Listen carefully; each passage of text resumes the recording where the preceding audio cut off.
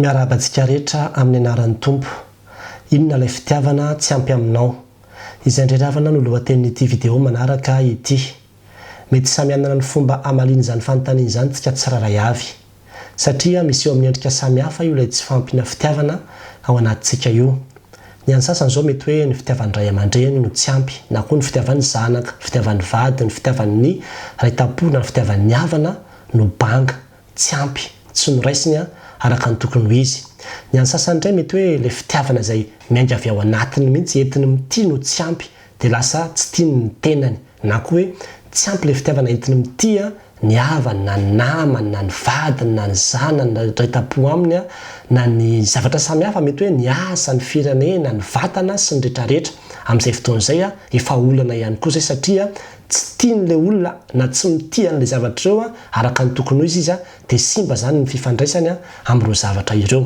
Dia amin'ny ankapobeny mampahory antsika io ilay tsy fahampiana fitiavana io, na fitiavana ny raisiny, na fitiavana izay omena atolotra. Dia tena ny fiainantsika amin'ny ankapobeny dia manenjika io tsy fahampiana fitiavana io, mameno io banga io fotsiny no antondrantsika amin'ny ankapobeny. Zany daholo ny zavatra rehetra izay ataontsika miodikodina amin'io famenoana fitiavana banga eo amin'ny fiainantsika io isika. Ary ny tena mampalahelo ravana dia izao miazakazaka amin'ireo fitiavana samihafa izay ny tanysaiko ireo ny olona, fa tsy mahita ilay tena fitiavana, izay ilay tena fitiavana tena lehibe indrindra, izay tena ilaitsika, izay tena antony ny fahavelomantsika. Dia ho resahako aminao androany ilay antsoina hoe agape.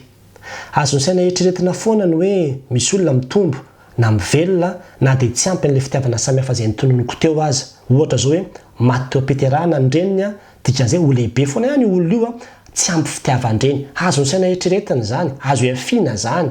tsy dia tena hoe zava-doza zany, fa ilay fitiavana anankiray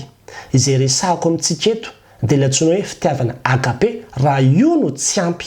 raha io no tsy ananan'ny olona, dia izay ny tena zava-doza indrindra, izay ny tena zavatra tsy azo ny saina eritreretina mihitsy, satria tsy possible mihitsy ny hitombon'ny olona araka ny tokony ho izy raha vao tsy ao io fitiavana agape io. Ary izay indrindra no tiako resahana amintsika androany, ny fitiavana agape ry havana ny tena tsy ampy amintsika, fa tsy ireo fitiavana samihafa izay ny tanysaina tamintsika teo ireo. Ho resahako amintsika izany amin'ity vidéo ity, fa eno hatramin'ny farany izao fanazavana izao. Voalohany indrindra izay tiako resahana amintsika aloha dia izao, raha vao miresaka tsika hoe fitiavana, dia amintsika malagasy dia tonga dia fitiavana foana ny lazana ny zavatra rehetrarehetra, na fitiavana biby, na fitiavana olona, na fitiavana vady, na fitiavana zanaka, na fitiavana namana. Fa rehefa mijery zao tsika ohatra hoe ny teny grika, dia ny azy tena avahavahany mihitsy hoe raha fitiavana an'Andriamanitra dia agape, raha fitiavana namana filia, raha fitiavana vady amin'ilay ara-nofo eros, raha fitiavana fianakaviana storge, raha fitiavana ny tenanao filiotia, raha fitiavana ohatrao dia misy isan-karazany be dia be mihitsy, misy zany ludis, mania sy ny sisa sy ny sisa zany. Misy moa ny voatonona ao anatin'ny baiboly, fa misy ny tsy ao anatin'ny baiboly sangy voambolana fitiavana ampiasain'ny grika ilay izy. Dia izany ny tanysaiko tamintsika samihafa teo zany. Fa amin'ny ankapobeny azontsika sokajiana ho roa io ilay fitiavana samihafa ireo. Voalohany zany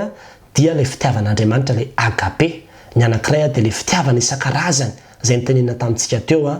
dia fitiavan'olombelona daholo izy rehetrarehetra ireo. Ny fitiavana agape io ravana, io ilay tena fitiavana ilaitsika io ilay tena ho azavaiko amintsika androany. Io fitiavana agape io dia fitiavana tena hoe pura,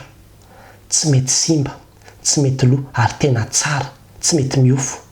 Zany hoe tsisy faharatsiana mihitsy ao anatin'izy io, tsy mety tratra ny fahalovana mihitsy. Fa reto fitiavan'olombelona isan-karazany reto dia mety hivadika, mety hiofo, mety ho lasa ratsy mihitsy aza ny hafarany. Zay ny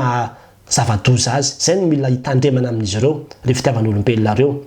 Ny fitiavana izay agape resahantsika io dia tena tsy misy fepetra io. Io ilay hoe tiako na dia, na dia ratsy aza, na dia tsy tia aza, na dia fahavalo aza. Zany hoe tena fitiavana ny olona rehetra mihitsy io ilay agape io. Fa reto ilay fitiavan'olombelona reto indray dia fitiavana misy fepetra be dia be izy io. Ohatrany hoe tiako raha tia azy, zany hoe mety misy tiana, mety misy tsy tiana, na dia samy havana azy. Dia mety koa hoe tiako satria manao an'izao, tiako satria lava volo, tiako satria ohatrao. Dia zany hoe mety misy zany tiana, mety misy tsy tiana, misy fanavakavahana be ohatray io ilay fitiavan'olombelona ireo. Dia ohatray daholo ireo fitiavan'olombelona rehetrarehetra izay ny tanysaina tamintsika teo ireo. Fa ny fitiavana agape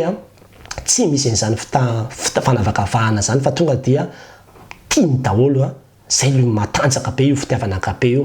fitiavana agape io a avolenta be io raha jerevantsika ny korintianina voalohany toko 7:10 dia tena mahafinaritra be nytoetra ny fitiavana agape io satria ambarana io ny amin'ny hoe io le fitiavana tsy mialona tsy mitadiny azy tsy mora sositra le fitiavana izay mandefitra ny zavatra rehetra mino ny zavatra rehetra manantena ny zavatra rehetra maharitra ny zavatra rehetra io le fitiavana izay tsy levona mandrakizay mihitsy io le fitiavana agape io le fitiavan'olombelona isan-karazany indray kosa nefa dia tena tsy takan'izay mihitsy satria tena tsotsotra izy io ary tsotsofina mihitsy ny voavelona dia io fitiavan'olombelona io dia miovaova le izy ary voafetra be fanresahako tamintsika teo mety misy fotoana izy mahery vaika be ohatra le fankatiavan'le olona anankiroa mahery vaika be amboalohany fa tena mivadibadika le izy dia mety misy olona koa ny hoe mety tia izy zavatra anankiray fa tsy tia zavatra anankiray mety hoe ananana no fitiavam-bady fa tsy ananana no fitiavan-janaka zany hoe misy limite be dia be ohatran'izany ilay fitiavan'olombelona io tsy mitovy amin'ilay fitiavana agape ilay fitiavana agape io dia itsika kristianina ihany no manana azy itsika kristianina ihany no manana azy ary zany tsara ho fantatsika izany fanomezana io izay omen'Andriamanitra antsika amin'ny fotoana izay andraisantsika ny fanahy masina ao anatintsika zany ny ambaran'ny Galatiana toko 5:5 ny fanahin'Andriamanitra ozy izy no mametraka ilay fitiavan'Andriamanitra ao am-pontsika asany mihitsy Galatiana toko 5:12 ny vokatry ny fanahy dia fitiavana satria manko ilay vatana izay mbola tsy no avaozina tsy nateraka indray na tsy mahazaka ny fitiavana avolenta be io raha vatana tsotra zao fotsiny fa tsy maintsy avaozina ateraka indray vao mahazaka ny fitiavana avolenta be io le olona fa ny fitiavana zao tontolo izao indray dia ny olona rehetrarehetra dia mety hanana azy daholo ohatra hoe ny fitiavan-dreny ny fitiavan-janaka ny fitiavana biby fa tsy voatery hoe manana an'izy daholo koa fa mety hoe misy tia biby misy tsy tia biby fitiavana isan-karazany zany fa izy io zany dia ny olona rehetra afaka manana azy fa tsy hoe ny olona rehetra no tsy maintsy manana azy ny agape kosa nefa dia hoe ny mino ihany no manana azy ary ny mino rehetra dia manana azy daholo zavatra tsara fantatsika koa ravana dia izao le fitiavan'Andriamanitra le agape rehefa nateraka indray anao zany miditra ao anatinao le izy fa le fitiavan'olombelona rehetrarehetra reo mety hoe naturel le izy mety hoe eo-piterahana mihitsy dia efa anananao le fitiavana indray aman-dreny fa mety misy koa tena hoe ataon'olombelona mihitsy ny vokatry ny ataon'olombelona mihitsy ny mahatonga izy ao anatinao zany hoe kolokoloina mihitsy dia lasa misy olona ohatra hoe lasa tia milomano izy satria ny kolokoloina teo amin'ny fiainany mihitsy le izy sasa mety hoe lasa tia loko menamena izy satria ny zavatra natao mihitsy zany ny kolokoloina teo amin'ny fiainany zany mahatonga andreny hoe fitiavana pirata isan-karazany reny hozy ny olona hoe efa naturel le izy tsy hoe naturel le izy fa vokatry ny zavatra ny kolokoloina sy le hitany sy ny ainany dia teraka ho azy tao anatiny lay fitiavana le filinina dia lasa ohatra hoe manana ny fitiavana iny izy dia veriny hoe avy amin'Andriamanitra iny tsy avy amin'Andriamanitra iny fa avy amin'olombelona zavatra tsara fantatsika koa dia izao ity ny tena zava-dehibe io le fitiavana agape io mety hoe tsy ampy fitiavan-dray le olona na fitiavan-dreny na tsy ampy fitiavana isan-karazany fa rehefa mitoetra ao anatin'le agape dia tonga dia feno foana izy manana fahafenona izy fa reto le fitiavan'olombelona reto indray na ao anatiny aza hoe manana fitiavan-dray izy manana fitiavan-dreny ara-dalàna izy manana fitiavan-jao ara-dalàna izy rehefa tsy ao anatin'le agape dia banga foana izy satria ny agape io no fahafenona amin'ny zavatra rehetrarehetra ambaran'ny tenin'Andriamanitra zany any amin'ny Efesianina toko 4:7-8 ahalalànareo ny fitiavan'ny Kristy ozy izy izay mihoatra noho ny fahalalàna mba hamenonanareo ho amin'ny fahafenon'Andriamanitra rehetra zany hoe le fitiavan'ny Kristy no hameno antsika amin'ny fahafenona rehetra tonga dia tena hoe feno ianao rehefa miditra anatinao fitiavan'ny Kristy io feno amin'ny zavatra rehetrarehetra mihitsy amin'ny fitiavana rehetrarehetra fa reto le fitiavandreto zany dia isy banga foana ny olona raha mbola reo fitiavandreo no hiazakazahany sy tadiaviny raha mbola tsy ao anatiny ny fitiavana agape zany hoe rehefa tena misy le fitiavana agape zany ny olona dia tsy mitamby andreo fitiavana ambany grady samihafa reo tsony satria bonus fotsiny reo fa ny fitiavan'Andriamanitra ny tonga dia mameno azy amin'ny zavatra rehetrarehetra dia ny fitiavan'Andriamanitra no miasa amin'ny zavatra rehetra ary ny zavatra tsara fantatsika ravana dia izao io le fitiavana agape io mihitsy no fitiavana izay tian'Andriamanitra ho ampiasaintsika hitiavantsika azy hitiavantsika ny olona hitiavantsika ny zavatra rehetrarehetra tsy hoe le fitiavana erosy no hitiavanao zany no apresian'Andriamanitra hitiavanao ny vadinao na le fitiavana filia fa tena tonga dia le fitiavana agape mihitsy io mihitsy ny tian'Andriamanitra ampiasaintsika satria ireo tsy fitiavana rehetrarehetraretsy lefa nyteneniko antsika teo ihany tsotsofony reo voavelona ary mety oloha reo mety ho simba reo tsy maharitra reo mandalo reo mampatahotra reo dia tsy ireo mihitsy no ampiritsehan'Andriamanitra ao antsika ary tsy ireo mihitsy no tokony ho ampiasaintsika kristianina na ho trandrahantsika na ho kolokoloantsika fa le tena fitiavana agape mihitsy zay nitakian'Andriamanitra antsika ary zany ny ambaran'ny tenan'Andriamanitra ny Marka 4:20 andininy 7 sy ny faraky amin'ny 3 rehefa niteny Jesosy manao hoe tiavan'i Jehova Andriamanitra ao dia le hoe tiava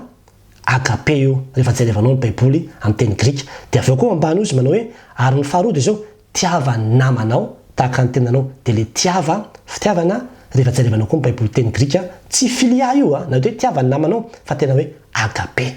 zany hoe le fitiavana agape mihitsy no tian'Andriamanitra hitiavantsika namana hitiavanao ny tenanao fa tsy le fitiavana samihafa izay nitonona tamintsika teo zava-dehibe ry havan'io agape io no tsy ampy amintsika rehefa eo zany le fitiavana isan-karazany be dehibe dia tsy ampy foana le olona fa rehefa tafiditra kosa le agape tonga dia feno ianao io le fitiavana agape io zany no mameno le fahabangana raha-pitiavana eo amin'ny fiainanao dia mahatonga anao tsy taditady hierim-pity hiazakazaka hameno ny fonao sy ny fiainanao amin'ireo karazam-pitiavana piraty izay omeny satana raha ohatra ka tena tsapanao le fitiavana agape raha tena raisinao io le fitiavana agape io raha tena ananantsika amin'ny fahafenona izy io dia tena zay ny zava-dehibe indrindra zay no ilayntsika olombelona io ny tsy ampy amintsika fa tsy dia le fitiavana isan-karazany loatra ny dikan'izany dia zao tonga dia le agape mihitsy kolokoloana fa tsy le fitiavana isan-karazany kely majinijinika reto fatria ito ny fahafenona reto banga foana araka nefa nazavaiko tamintsika teo rehefa tena anananao ry havana io fitiavana agape io tena aleniteneniko teo tianao hatramin'ny fahavalonao manolotra mahavita mihitsy anao manolotra ny ainao zany ny Jaona 4:20 fa toy izao no nitiavan'Andriamanitra an'izao toy izao nomeny ny zanany Jesosy Kristy koa izao no fitiavanao izy Jaona 4:20 dia nanolorany ny ainy teo ambony azy fijaliana izay le fitiavana dia izay le agape zay mahavita manolotra an'izay mihitsy le agape satria matanjaka be io fitiavana io dia io fitiavana agape io no ahavitantsika manohatra ny fakapana rehefa tena tiatsika ny Andriamanitra amin'le fitiavana agape dia tena tsy vitanao akory nanao ratsy an'Andriamanitra rehefa tena manjaka sy feno ao anatinao io fitiavana agape io ary io fitiavana agape io no ahafahantsika mamela heloka ahafahantsika mitsika sy mifaly na dia ao anatin'ny fahoriana azy io fitiavana agape io no manaisotra ny tahotra ambaran'ny tenin'Andriamanitra ny Jaona 1:4 manao hoe tsy manatahotra ny fitiavana fa ny fitiavana tanteraka izy mandroaka ny tahotra inona ny dikan'izany misy manko ny olona matahotra ho any amin'ny elo fa rehefa tena anananao le fitiavana agape rehefa tena resy lahatra ianao ny fitiavan'ny Kristy anao dia tonga dia azonao antoka manao hoe tsy ho any amin'ny elo zany satria tia Kristy azoko antoka le fitiavana ato anatiko ary tena manana le fitiavana agape ato anatiko dia io fitiavana agape io no mandroaka ny tahotra manala zay mety fanahina rehetra satria azonao antoka zany fa io fitiavana io mahery mahatanjaka mahavita misedra na fotoana na ny zavatra rehetrarehetra dia io fitiavana io ry havana no ilayntsika raha tsy zany dia tena antrafoana eo tsika raha vao mbola tsy ampy io fitiavana agape io ary io fitiavana agape io no mahatonga anao afana fo amin'ny zavatra rehetrarehetra mihitsy ka nahatonga andro Paoly iteny manao hoe ny fitiavan'i Kristy agape io resahana io no manosika anay ozy izy le fitiavana agape no manosika anay dia io le ambaran'ny tenin'Andriamanitra amin'izay le hoe ny fitiavana ny lehibe indrindra le agape le fitiavana agape io lehibe indrindra io ry havana ny tena zava-dehibe indrindra ilayntsika rehetrarehetra ny fanontaniana mipetraka zany zao dia hoe ahoana ary zany no ahafahanao manana ny fitiavana agape io sy manana be dehibe azy io ao anatinao satria izay zany ny lakilehan'ny fitiavana fa rehefa anananao zay tena tsy miherim-pity tsy mitady fitiavana tsy ampahorian'ny olona amin'ny fitiavana foantsika fa tena tsy ampahoriana izay intsony sika rehefa tena feno an'io fitiavana agape io ao anatintsika dia izay no resahantsika amin'ny video manaraka koa dia manasanao anaraka tsy tapaka ny video zay ho alefa atao amin'ity page ity ahafahantsika mahita ny toean'izao video zao fa dia izay aloha ny zavatra voalohany izay tianao resahana amintsika androaniny amin'ny hoe tsy ampy fitiavana ianao inona le fitiavana tsy ampy aminao fitiavana agape io ry havana ahoana ny tombony io satria izay ny lakile izay ny fanalahidy ahafahantsika tena manana fiainana milamina epanoi mitombo mivelatra araka ny tokony ho izy dia mirary soantsika rehetra ho an'Andriamanitra ny voninahitra. Amen.